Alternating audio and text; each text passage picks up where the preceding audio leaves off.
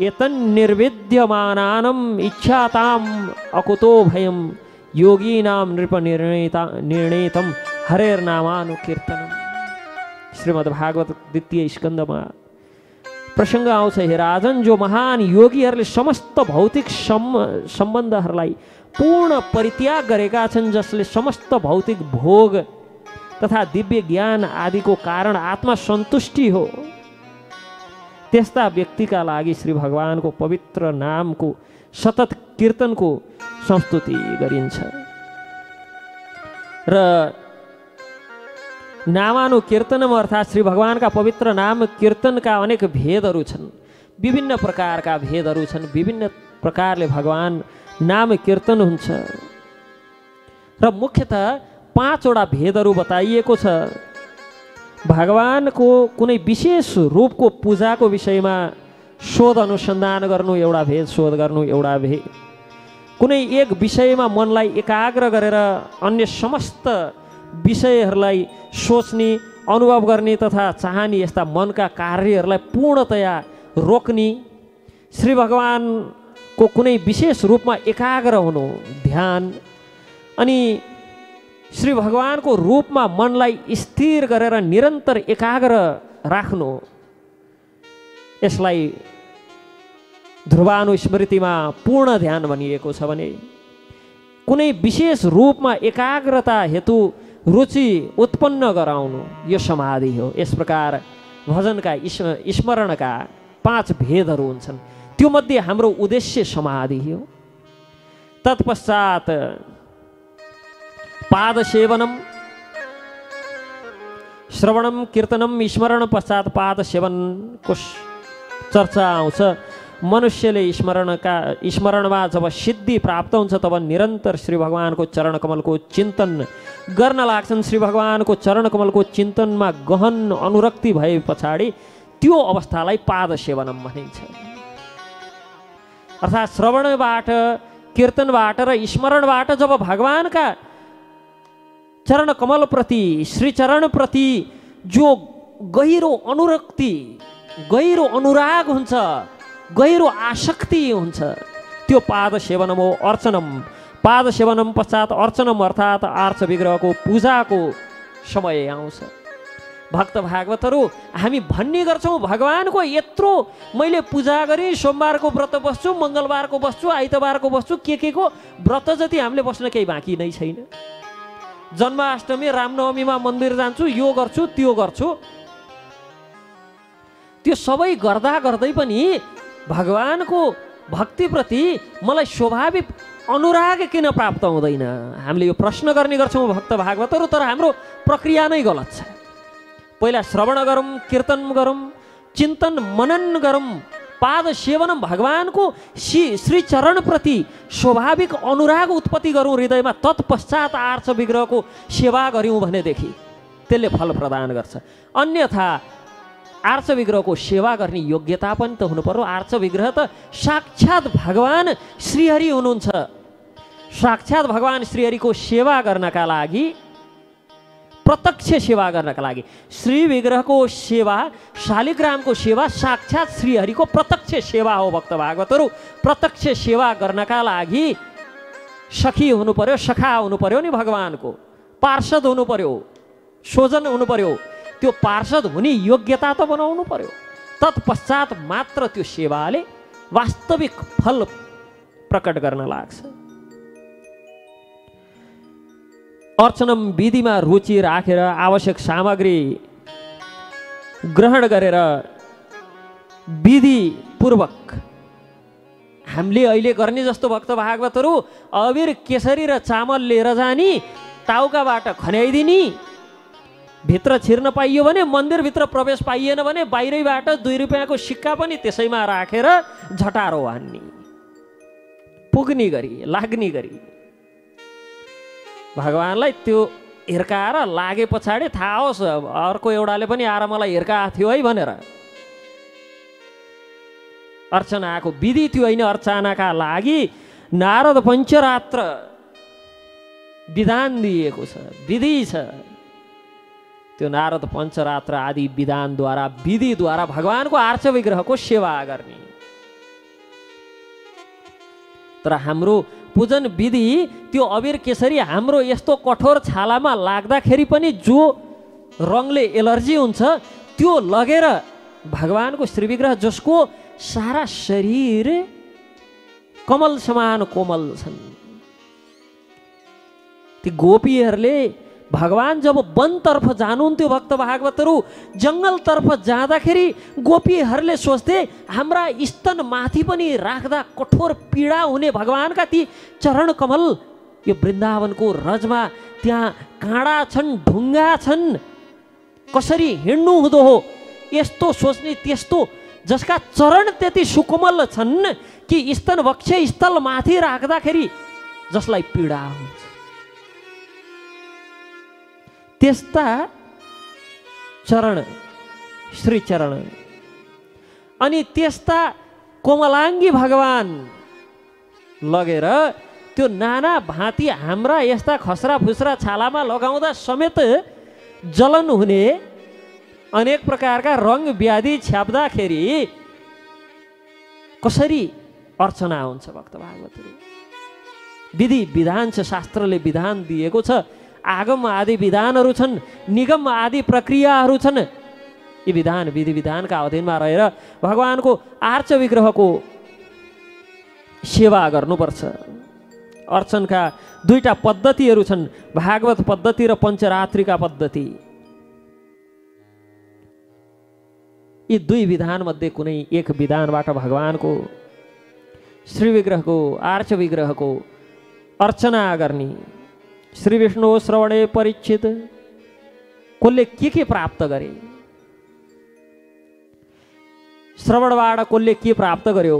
श्री विष्णु श्रवणे परीक्षित, परीक्षित महाराजले केवल श्रवणबाट प्राप्त गर्नुभयो भगवानलाई। 7 दिन 7 रातसम्म यो कथा प्रवचन श्रवण गरेर परीक्षितले भगवत प्राप्ति गर्नुभयो र शुकदेवजीले केवल कीर्तनबाट भगवत प्राप्ति गर्नुभयो।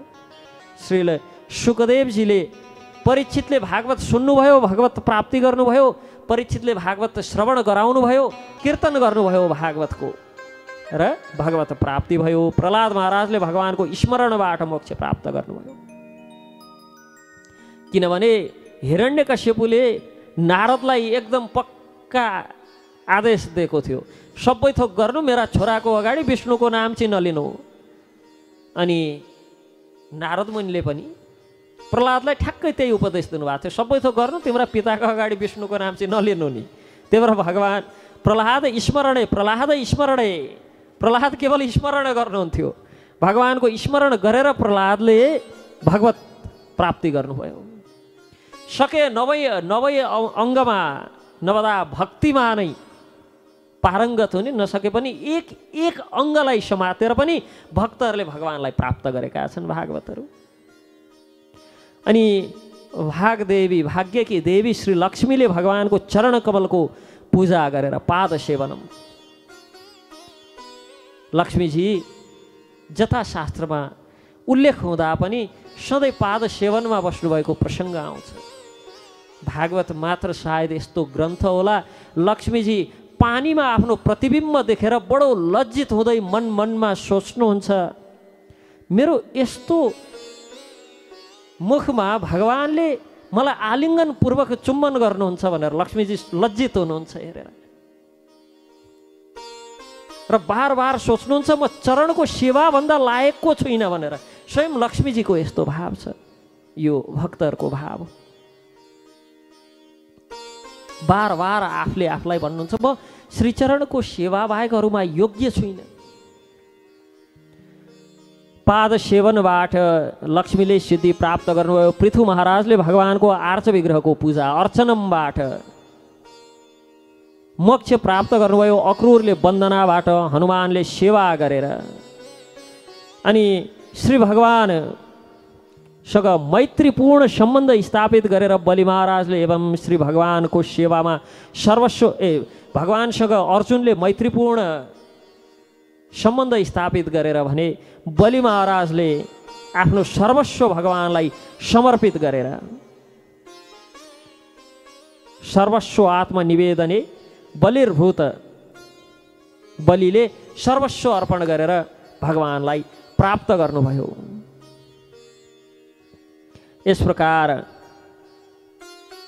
भक्तहरूले नित्य निरन्तर भगवानको सेवामा लाग्नुपर्छ। तर आर्च विग्रहको सेवा गर्दा विशेषतः अपराधहरू हुने गर्छन्। 35 प्रकारका अपराध 32 प्रकारका अपराधहरू शास्त्रमा बताइएको छ। 32 प्रकारका अपराधहरूलाई सेवा अपराध भनिएको छ। यसकारण ती 32 प्रकारका अपराधहरूबाट बाँचेर भगवानको सेवामा नियुक्त हुनुपर्छ। गौतमीय तन्त्रमा र पद्म पुराणको उत्तरखण्डमा बताइएको छ यो 35 प्रकारका अपराधहरूबाट यदि बाँचेर कसैले भगवानको सेवा गर्न सक्छ भने हरेक व्यक्तिलाई भगवानको सेवा गर्ने, भगवानको आर्च विग्रहको सेवा गर्ने अधिकार छ।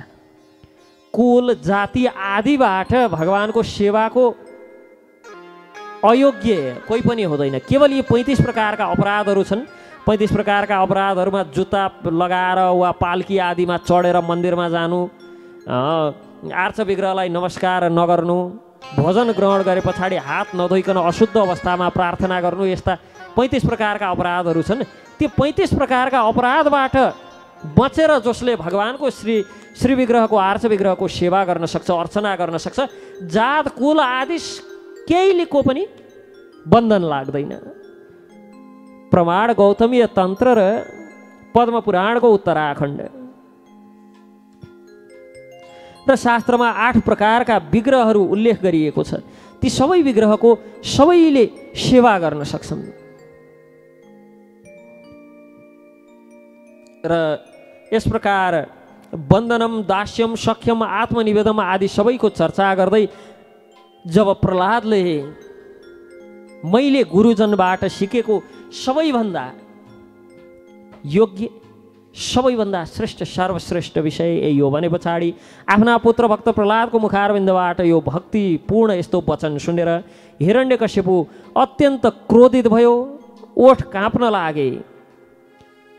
अनि काँप्दै गरेका ओठलाई जोडले टोकेर आफ्ना गुरुका पुत्र शुक्राचार्यका पुत्र गुरुपुत्रम उवाचेदम, गुरुपुत्र षण्ड र अमर्कलाई भन्न लाग्यो, अरे ब्राह्मण, हे अत्यन्त घृणित एवं शुक्राचार्यका अयोग्य पुत्रहरू, तिमीहरूले मेरो आदेश अवज्ञा गरेर मेरो शत्रुपक्षको शरण लिएका छौ जस्तो छ। यो बिचारा बालकलाई भक्तिको पाठ पढाएर यस्तो निरर्थक कुरा सुनाएर दुर्मते हे अल्पज्ञ अध्यापकहरू, हे दुर्मतीहरू, तिमीहरूले मेरो यो छोरालाई असारम ग्राहितो बालो, कुनै सार नभएको असारम विपक्षम, मेरो दुश्मन बनाउने उद्देश्यले यस्तो के सिकायौ? समय साथ जो व्यक्तिहरू पाप कर्ममा लिप्त छन्, समय अनुसार तिनमा अनेक प्रकारका रोग आदि पापको फलको रूपमा प्रकट हुन्छ। यसै गरी यो संसारमा पनि छद्मवेश धारण गरिएका अनेक धोका आदि दिने मित्रहरू छन्, तर अन्तमा तिनको मिथ्या आचरण, तिनको वास्तविकता शत्रुता कुनै न कुनै दिन प्रकट भइहाल्छ। अगाडि ओहो भइहाल्छ नि भन्ने, पछाडि छुरामा धार लगाउनेको कुनै न कुनै दिन त त्यो मिथ्याचार, मिथ्या आचरण प्रकट भइ नै हाल्छ। तिमीहरूको पनि आज बिल्कुल यस्तै भयो। हे षण्ड र अमर्क, तिमीहरूले जो द्रोह म प्रति गर्दै थियो भित्रभित्र, आज त्यो थाहा भयो। यस्तो भने पछाडि हिरण्यकश्यपुको अगाडि 2 हात जोडेर गुरुपुत्र शुक्राचार्यका ती छोराहरू भन्छन्, हे इन्द्र शत्रु, हे राजन, हजुरका पुत्र प्रहलादले जे पनि भने त्यो त हामीले आजसम्म सिकेका छैनौँ, सुनेका छैनौँ। हामीले कसरी पढाउने, कसरी सिकाउने, अरू कसैले सिकाएको होइन। यो यसमा स्वतः स्फूर्त भक्ति स्वाभाविक रूपले विकसित भएको हो। कसैले सिकाएर पढाएर प्रहलादमा यस्तो बुद्धि आएको होइन। अतएव कृपया आफ्नो क्रोध त्यागेर व्यर्थमा हामीलाई दोषी नबनाउनुहोस्। ब्राह्मणलाई यस प्रकार अपमानित गर्नु हजुर जस्ता योग्य शासकका लागि योग्य छैन। जब हिरण्यकश्यपुले ती षण्ड र अमर्कबाट यस्तो उत्तर सुन्यो तब आफ्नो पुत्रलाई सम्बोधित गर्दै हिरण्यकश्यपु भन्छ, नचेत गुरुमुखीयम ते कुतो भद्रा सती मती। ए धूर्त, हाम्रो परिवारको अधम यदि यो शिक्षा आफ्ना अध्यापकबाट गुरुमुखीयम गुरुको मुखबाट नसुनेको भए कहाँबाट प्राप्त भयो त भन्दा प्रहलाद उवाच मतिर्न कृष्णे परतः सोतो उहा। प्रहलाद महाराज उत्तर दिनुहुन्छ, आफ्नो संयमित इन्द्रियको कारण जो व्यक्ति भौतिकवादी जीवनप्रति अत्याधिक अव्यस्त छ त्यस्तो व्यक्ति नरकगामी हुन्छ र बार बार चपाइराखेको पुनश्चर्वित चर्वणानाम। एउटाले चपाएर थुक्यो, अर्को गयो त्यही उठाएर चपायो, अब रस आउँछ कि भन्यो, फेरि चपाएर थुक्यो, फेरि उठाएर चपायो, पुनश्चर्वित चर्वणानाम। नरकगामी हुन्छन् र बार बार एकपटक चपाइसकेकोलाई पूर्वमा चपाइसकेकोलाई पुनः पुनः चपाएर रहन्छन्। यस्ता व्यक्तिहरू भगवान् श्रीकृष्णको प्रति झुकाव ज्ञानी आदिका उपदेशबाट, आफ्नो निजी प्रयासबाट वा दुवैको मिश्र योगबाट हुन सक्दैन। मतिर्न कृष्णे परत सोतो। भगवान् प्रतिको मति त भगवानकै कृपाले मात्र हुन्छ। यहाँ पुनश्चर्वित चर्वणानाम भन्नुहुन्छ प्रहलाद महाराजले। यो इन्द्रिय तृप्ति, इन्द्रिय भोग र इन्द्रिय सुख अनेक 84 लाख योनिमा भोग्यौँ। कमसेकम मनुष्य योनिमा त एउटा बन्धनमा, एउटा आचरणमा, एउटा नियममा रहेर भोग्छौँ। अनेक पशु पक्षी आदिका योनिहरूमा स्वच्छन्द रूपमा इन्द्रिय तृप्ति गऱ्यौँ। तैपनि यसबाट सुख, यसबाट शान्ति कहिल्यै प्राप्त भएन। यो त्रिताप सधैँ नै प्राप्त भइराख्यो इन्द्रिय तृप्तिको मार्गमा लाग्नाले। फेरि मनुष्य भएर पनि अब भगवान् श्रीहरिप्रति मति श्रीकृष्णप्रति लगाउन छोडेर फेरि पनि त्यही चपाएर थुकेको विषय वस्तु पुनः चपाउँदैछौँ। पुनः पुनः यही इन्द्रिय भोगको विषयमै व्यस्त छौँ। जो मनुष्य भौतिक जीवनका भोगको भावना द्वारा दृढतापूर्वक बन्धनमा परेको छ र जसले आफ्नै जस्तो बाह्य इन्द्रिय विषयमा आसक्त नेत्रहीन व्यक्तिलाई आफ्नो नायक मानेको छ, अर्थात् अन्धाले अन्धालाई बाटो देखाउँदैछ, डोर्याउँदैछ, डोर्याएर लिएर जाँदैछ।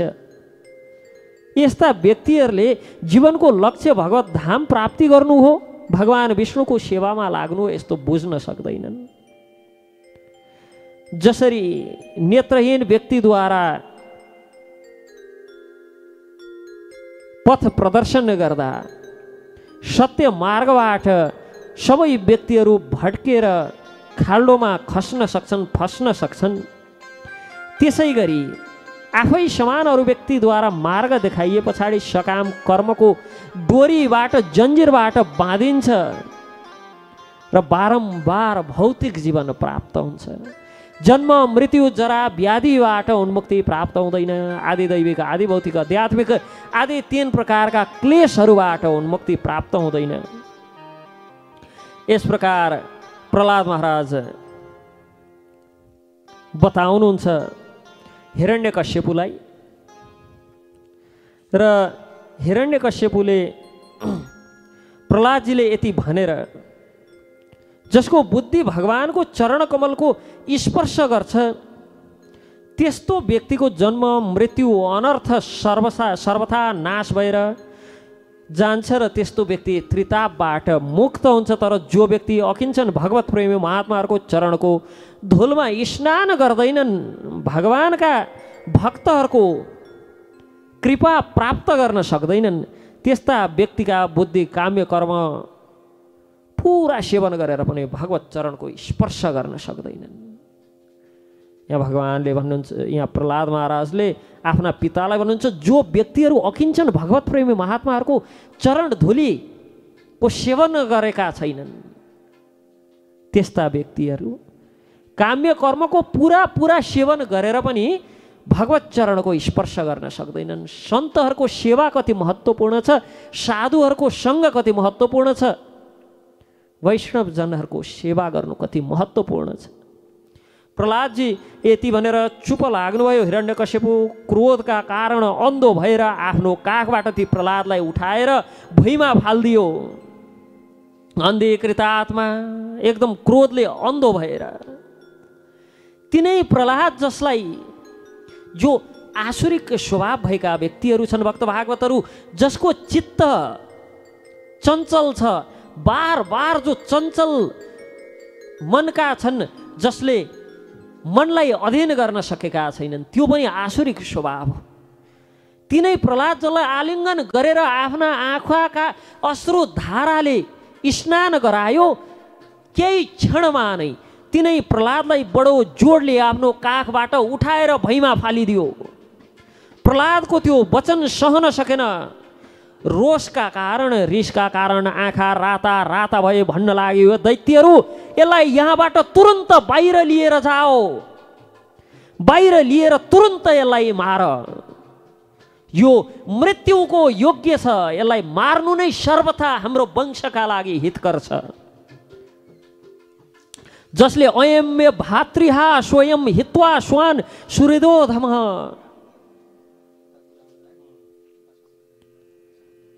जसले यसको काकालाई मेरो भाइलाई मार्यो, त्यसको पक्षमा लागेर आफ्ना सुहृद स्वजनलाई छोडेर यो नीच दास समान विष्णुको चरणको पूजा गर्ने यो मर्न योग्य छ, यसलाई मारिदियाऊ। पक्कै पनि यो मेरो पुत्रको रूपमा मेरो भाइलाई मार्ने विष्णु नै प्रकट भएको हुनुपर्छ। पादौ विष्णुर दास विष्णुर वा सद्वासौ किम न करिष्यत्, पक्कै पनि विष्णु नै यो मेरो सन्तानको रूपमा आएको हुनुपर्छ। यो विश्वास योग्य छैन। 5 वर्षको अवस्थामा जसले माता पिताको दुस्तेज्य स्नेहलाई त्यागेर, वात्सल्य स्नेहलाई त्यागेर 5 वर्षको उमेरमा यो कुलको द्रोही, जसले यस कुलका वीर हिरण्याक्षको वध गर्यो, त्यसको पक्षमा लाग्छ भने हुर्के पछाडि बढे पछाडि के होला?